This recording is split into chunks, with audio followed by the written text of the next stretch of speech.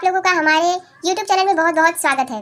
तो आज हम पढ़ने जा रहे हैं परिसर 1 कक्षा 4 के दूसरे पाठ को, जिसका नाम है सजीवों के परस्पर संबंध। अब इस पाठ में हम देखेंगे कि सजीवों के परस्पर संबंध कैसे होते हैं। नीचे दी गई पहेली तुम अवश्य हल कर सकोगे। नीचे दी गई पहेली तुम अवश्य हल कर सकोगे।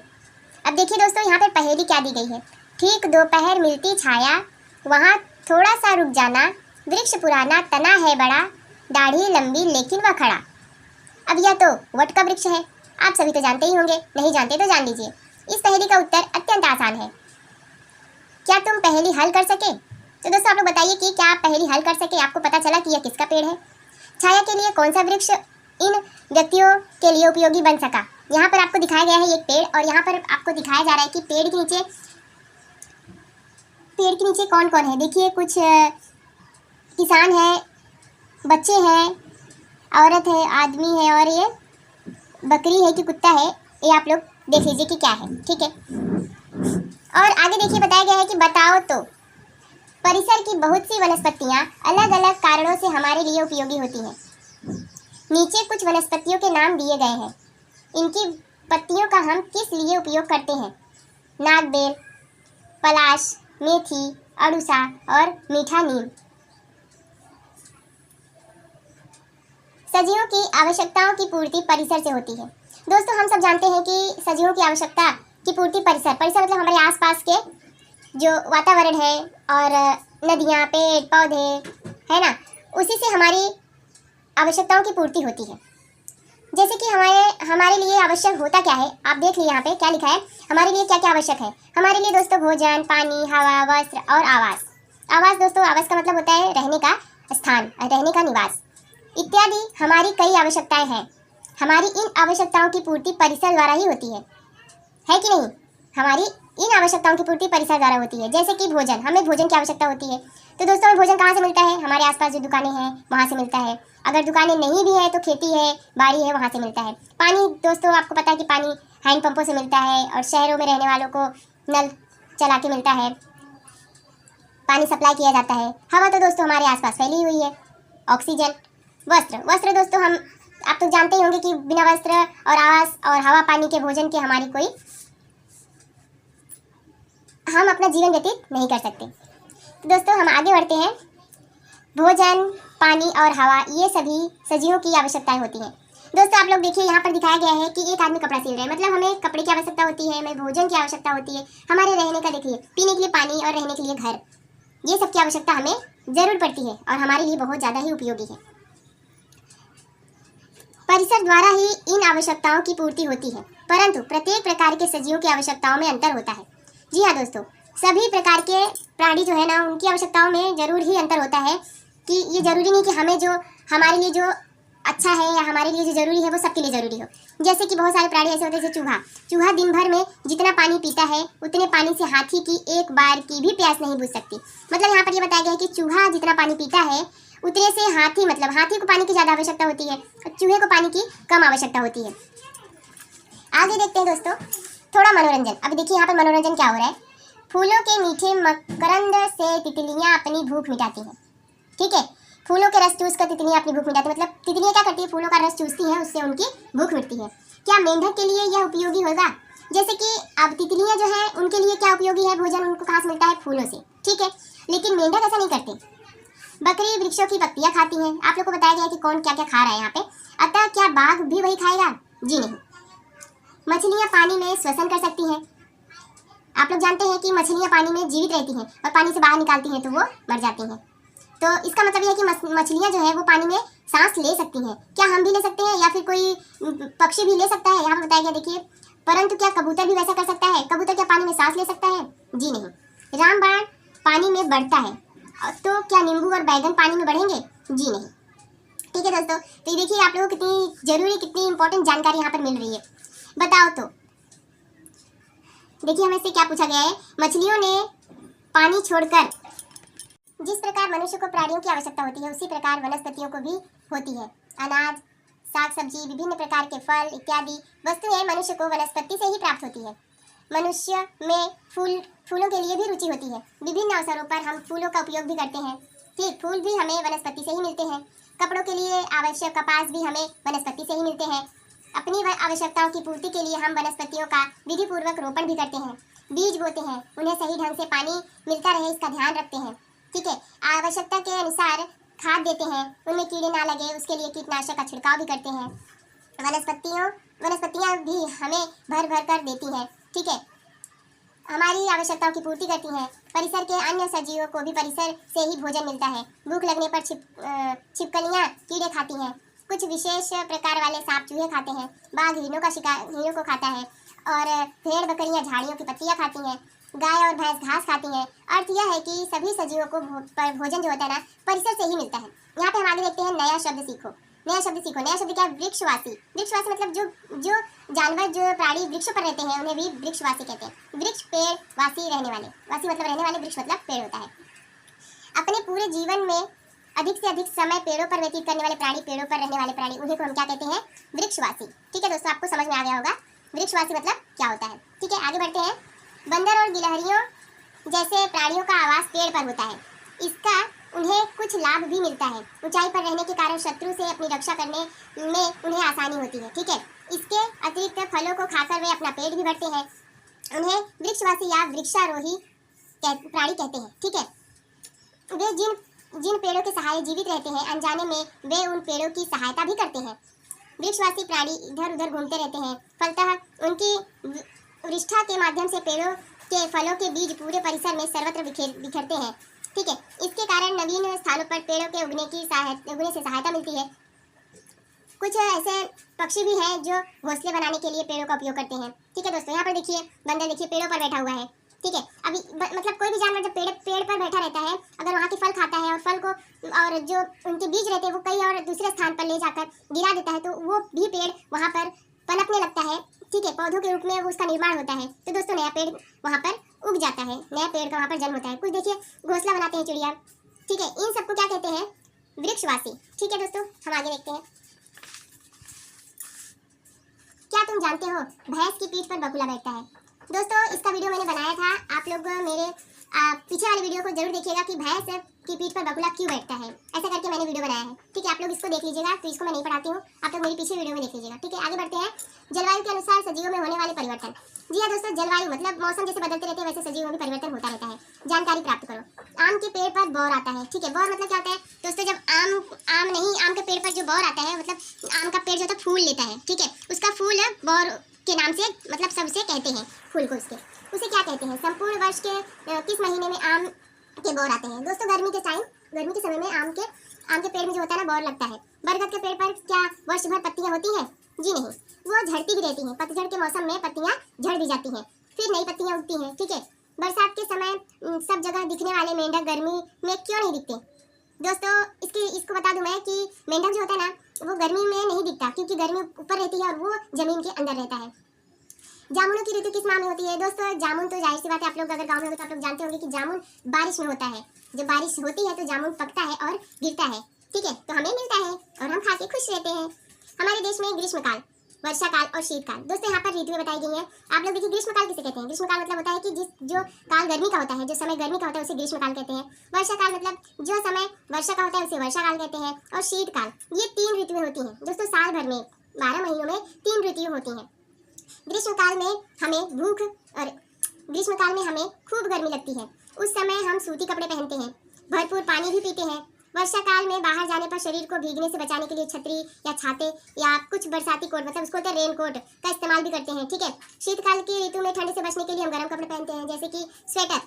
ठीक है, जिस प्रकार इन तीनों ऋतुओं पर मनुष्य प्रभाव पड़ता है, उसी प्रकार अन्य सजीवों पर भी होता है। ठीक है, ऋतुओं के अनुसार सजीव जगत में होने वाले परिवर्तन हमें प्रत्येक वर्ष दिखाई देते हैं।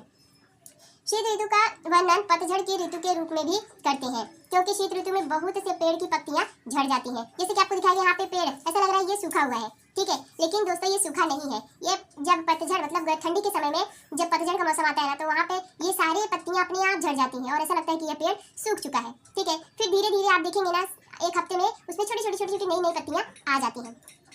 क्योंकि जिन प्राणियों के शरीर पर बाल होते हैं उनमें से कुछ प्राणियों के शरीर के बाल अत्यंत घने होते हैं, जिसके कारण ठंड से उनकी अपने आप रक्षा होती है। ठीक है, भेड़ों, कुछ प्रकार के बकरियों और कुछ प्रकार के खरगोशों में यह वृद्धि उल्लेखनीय होती है।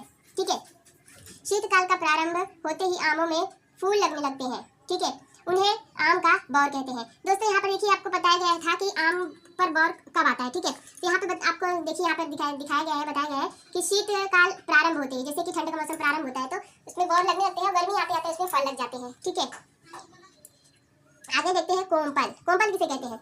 नया शब्द है ये। ठीक है, आपके लिए नया शब्द है, इसको पल्लव भी कहते हैं। पेड़ों पर आने वाली नई तथा कोमल पत्तियां, ठीक है, ये ललचाह रंग की होती है। ठीक है, यह जब ये बढ़कर बड़ी होने लगती है तो तब एक और उनका रंग बदलकर हरा हो जाता है। ठीक है, पहले वो हल्की लाल रंग की होती है जिसको बोलते हैं कोमपल। ठीक है, फिर बाद में वो क्या होता है, वो रंग बदलकर हरा हो जाता है। ठीक है, आगे देखिए, फरवरी माह समाप्त होते ही सर्दी का प्रभाव कम होने लगता है। ठीक, और मार्च का माह शुरू होते ही गर्मी का अनुभव होने लगता है। सर्दी समाप्त होते ही गर्मी शुरू हो जाती है। इस समय अधिकांश पेड़ों में पल्ला फूटती है। जंगलों में सेब और ललचाह रंग वाली मुलायम कोमल पत्तियां दिखने लगती हैं। कोमल पत्ती की कोयल पक्षी की सुरीली आवाज भी कुछ स्थानों पर सुनाई पड़ती है। गर्मी में बाजार में आम तथा तरबूज भरपूर आते हैं। यह इन फलों का मौसम होता है। महाराष्ट्र में सर्वत्र आम के पेड़ होने के भी आम के लिए कोकड़ विशेष रूप से जाना जाता है। कोकड़ में गर्मी में आम के साथ ही काजू का भी मौसम होता है। पहाड़ी ढलानों पर काजू के झुंपों के लाल पीले ठोंठ अवश्य सर्वत्र मतलब फैले होते हैं। ठीक है, दिखाई देते हैं। आगे देखते हैं, मछलियों ने पानी छोड़कर जमीन पर रहने का निश्चय किया। क्या मछलियां ऐसा कर पाएंगी? जी नहीं, क्योंकि वो बिना पानी के जीवित नहीं रह सकती। आगे बढ़ते हैं, करके देखो। हींग के 2 खाली डिब्बे लो, उसको 1 या 2 क्रमांक दो। ठीक है, उसका नाम रखो 1 या 2 क्रमांक। उन डिब्बों में लगभग पौन भाग तक मिट्टी भर दो। ठीक है, बीज बोने के लिए पानी डालकर मिट्टी पर्याप्त गीली कर लो। अब प्रत्येक डिब्बे में मूठ के 2-2 अंकुरित बीज बो दो। क्रमांक 1 वाले डिब्बे में प्रतिदिन केवल 1 या 2 चम्मच पानी डालो और क्रमांक 2 वाले डिब्बे में प्रतिदिन 4 बार 4-4 चम्मच पानी देते रहो। ठीक है, ऐसा 6 दिन तक करते रहो। तुम्हें क्या दिखाई देगा? क्रमांक 1 वाले डिब्बे का पौधा अच्छी तरह बढ़ रहा है, परंतु 2 वाले डिब्बे का पौधा सड़ने लगा है। ठीक है, इससे यह स्पष्ट होता है कि जो वनस्पतियां जलीय वनस्पति नहीं है, जलीय मतलब जो जल से जलयुक्त नहीं है, जिन्हें कम पानी चाहिए, उन्हें हम ज्यादा पानी दे रहे हैं। ठीक, वे जलयुक्त स्थान पर जीवित नहीं रह सकती। आवश्यकता से अधिक पानी मिलने पर वे सड़ जाती हैं। ठीक है, सजीव उसी स्थान पर पाए जाते हैं जहां उनकी सभी आवश्यकता पूर्ति होती है। सभी आवश्यकताओं की पूर्ति जहां होती है, सजीव वहीं पर अपना स्थान बनाते हैं। बाघ को ही देख लो ना, बाघ के शरीर पर धारियां यानी पट्टे होते हैं। ठीक है, तो भक्ष्य के लिए वह घास में घात लगाकर बैठा रहता है, परंतु शरीर की धारियों के कारण भक्ष्य को बाघ का पता नहीं लगता। ठीक है, इसके विपरीत घास वाले क्षेत्रों में हीरा, नीलगाय और अरना मतलब जंगली भैंसा जैसे प्राणी होते हैं। भूख लगने पर उन्हें खाकर बाघ अपना पेट भर सकता है। ठीक है, गर्मियों के दिनों में भी आसपास के पानी के ऐसे स्रोत होने चाहिए जो सूखे नहीं हो। ठीक है, जिससे कि जानवरों का भरण पोषण हो सके, वो पानी पी सके। इन स्थानों पर घनी झाड़ियां, ऊंची घास अथवा पहाड़ी गुफा होने की संभावना होती है। ठीक है, इससे निवास के लिए बाघ को ओट मिल सकती है। जब बाघ को ओट मिलती है ना, तो वो क्या करता है, वो शिकार करता है बराबर से। ठीक है, ये समस्त चीजें जहाँ होती है, बाघ का निवास वहीं होता है। ठीक है, देखिए ये बाघ क्या कर रहा है, यहाँ पे देखिए पानी पी रहा है, इसके आसपास पानी है। ये देखिए गुफा दिखाई देगी, ये गुफा है। और देखिए बाघ कैसे बैठा हुआ है और ये कैसे शिकार करने के लिए सोच रहा है। और यहाँ पर देखिए शिकार करने के लिए यह हिरन पर दौड़ा भी। ठीक है, तो आगे बढ़ते हैं। बताओ तो मनुष्य को प्राकृतिक रेशम कहाँ से मिलता है? पक्षियों के लिए वृक्षों का किस प्रकार उपयोग होता है? बंदरों के लिए वृक्षों का उपयोग किस प्रकार होता है? यदि दीमक वृक्ष को खोखला कर दे तो क्या होगा? दोस्तों ये सब के बारे में आप सोचिए और कमेंट बॉक्स में जरूर बताइए कि ये क्वेश्चन का आंसर आपको पता है। हम आगे बढ़ते हैं। अपनी आवश्यकताओं की पूर्ति के लिए मनुष्य विभिन्न प्राणियों को पालता है। पाले गए प्राणियों से वह अपार स्नेह करता है। जी हाँ दोस्तों, प्राणी हो चाहे कोई इंसान हो, जिसे हम पालते हैं उनके साथ हमारा प्रेम, हमारा स्नेह आवश्यक ही बढ़ जाता है। थोड़ा सा हो जाता है कि वो दूर जाते हैं तो हमें तकलीफ होती है। ठीक है दोस्तों, वह उनकी आवश्यक देखभाल भी करता है। ठीक है, जो जिसकी सेवा इंसान करता है उसके लिए तो जाहिर सी बात है कि स्नेह बढ़ता ही है। उन्हें खिलाता पिलाता है, प्राणियों के बीमार होने पर उनका उपचार भी कराता है। ठीक है, आगे बढ़ते हैं। इन प्राणियों द्वारा मनुष्य को कई प्रकार की वस्तुएं मिलती हैं। ठीक है, मनुष्य को दूध, दही, मांस, अंडे आदि खाद्य पदार्थ मिलते हैं। कुछ प्राणी मनुष्य के लिए बोझ ढोने तथा बैलगाड़ी खींचने में उपयोगी होते हैं। खेत की जुताई बुआई जैसे परिश्रम वाले कामों के लिए भी किसान इन पालतू प्राणियों की सहायता लेता है। कुत्ता घर की रखवाली करता है, पेड़ों से मनुष्य को ऊन मिलता है और पालतू प्राणी भी मनुष्य से स्नेह करते हैं। ठीक है, क्या तुम जानते हो कि पालतू प्राणियों का मल मूत्र भी मनुष्य के लिए उपयोगी होता है? जी हाँ, गाय गाय का जो मूत्र होता है उससे भी हमें शुभ माना जाता है, मल भी हमें शुभ माना जाता है। जैसे कि आगे बताया गया है, गाय तथा भैंस के गोबर से उबले पाथे जाते हैं। ठीक है, हमारे गांव में नहीं उबले पाथे जाते हैं, आप लोगों ने देखा है? किसके किसके गांव में अभी भी उबले पाथे जाते हैं, इसको हम कभी कभी ऊपरी भी बोलते हैं। क्या कहते हैं? ऊपरी भी बोलते हैं। तो आगे बताया गया है, सूखे उबले ज्वलनशील होते हैं। ज्वलनशील मतलब वो जैसे वो ईंधन का काम करते हैं, उन्हें चूल्हों में डालकर खाना पकाया जाता है। ग्रामीण भागों में बहुत से स्थानों पर ईंधन के रूप में उबलों का उपयोग किया जाता है। ठीक, उबलों के ज्वलन से धुआं होता है। गाय तथा भैंस के गोबर से गोबर गैस नामक ज्वलनशील गैस तैयार होती है और उसके जलने से धुआं नहीं होता, उसका भी ईंधन के रूप में उपयोग होता है। ठीक है, मिट्टी के घरों को लीपने में गोबर का उपयोग होता है और गाय भैंस बैल आदि गोबर की खाद और भेड़ों तथा बकरियों की लेंडी से खाद तैयार की जाती है। किसान इनका उपयोग खेती के लिए भी करते हैं। ठीक है, वो खाद जो होती है ना दोस्तों, इकट्ठा करके जो रखी रहती है, वो जाकर अगर हम खेत में अपने डाल देते हैं तो हमारी खेत की जो मिट्टी है ना उपजाऊ हो जाती है। ये देखिए हमारे मित्र, देखिए कैसे ये लगाव है इन सबसे। देखिए यहाँ पे बकरी है, घोड़ा है और कुत्ता भी है, बच्चे हैं, कैसे बच्चे इनके साथ जा रहे हैं। और यहाँ पे देखिए दूध, यहाँ पर दूध लेके जाया जा रहा है दोस्तों। यहाँ पर देखिए कुत्ता है और यहाँ पे देखिए दो बच्चे बिल्ली को खिला रहे हैं। देखिए दोस्तों कितने प्यारे लग रहे हैं, बिल्ली भी कितनी प्यारी लग रही है। ठीक है दोस्तों, हम आगे बढ़ते हैं। जून माह में आकाश में सर्वत्र काले बादल अपनी उपस्थिति दिखाने लगते हैं। ठीक है, बरसात की आहट लग जाती है। उस समय तक बाजार में कटहल, करौंदा तथा जामुन के फल भी आ जाते हैं। घास और अन्य कुछ बरसाती वनस्पतियों के बीज सर्वत्र बिखरे होते हैं। ठीक है, बरसात होते ही इन बीजों में अंकुर फूटने लगते हैं। ठीक, घास और कुछ अन्य वनस्पतियां बढ़ने लगती हैं। आसपास के सभी ओर हरियाली आंखों की शीतलता प्रदान करती है। जी हाँ दोस्तों, अगर हरे हरे पेड़ों को हम देखते हैं, पौधों को देखते हैं तो हमें मतलब ठंडक मिलती है अपनी आँखों को। कभी कभी किसी सायंकाल को 7 रंगों वाला इंद्रधनुष भी दिखाई देता है। जैसे कि दोस्तों बारिश का मौसम आने वाला होता है ना, तो इंद्रधनुष भी हमें दिखाई देता है उसी समय। और कभी कभी जाने वाला भी रहता है ना, बारिश का मौसम ख़त्म होते होते भी हमें इंद्रधनुष दिखाई देता है। ठीक है, आगे देखते हैं। चारों ओर पानी होते ही मेंढक दिखने लगते हैं। ठीक है, कभी कभी एक ही सुर में उनकी टर्र टर्र की आवाज़ कानों में पड़ती है। बरसात समाप्त होते ही कड़ाके की सर्दी पड़ती है। इससे मेंढकों को कष्ट होता है। वे जमीन के अंदर गहराई में जाकर नींद लेते हैं। उनकी यह नींद लगभग 7-8 माह तक चलती है। ठीक, भोजन के लिए हम खेती पर निर्भर होते हैं। बरसात, ठंडी तथा गर्मी की ऋतुओं में खेती संबंधित निश्चित काम करते हैं। ठीक है दोस्तों, तो यह पाठ यहाँ पर समाप्त होता है। हमने क्या सीखा दोस्तों? यहाँ पर आपकी जो आपने यहाँ पर पढ़ा उसी को यहाँ पर निचोड़ कर बताया गया है कि आपने इस पाठ में क्या सीखा। दोस्तों आप नीचे देख सकते हैं कि यहाँ पर लिखा है, इसे सदैव ध्यान में रखो। दोस्तों यह कोई ज़रूरी बात बताई गई आपको। यहाँ पर बताया गया कि जलवायु के अनुसार परिसर में जो परिवर्तन होते हैं, सजीवों को इन परिवर्तनों के अनुसार अनुकूलन करना पड़ता है। ठीक है दोस्तों, सजीवों को इन परिवर्तन के अनुसार अनुकूलन मतलब बदलना पड़ता है खुद को। ठीक है, तो यहाँ पर यह लेसन समाप्त होता है। आप लोग को शायद यह पाठ बहुत ही अच्छा लगा होगा। बहुत सारी जानकारियाँ जी हाँ मुझे भी मिली हैं और आप लोगों को भी मिली हैं। मैं मिलती हूँ आपसे अगली वीडियो में, तब तक के लिए बाय बाय।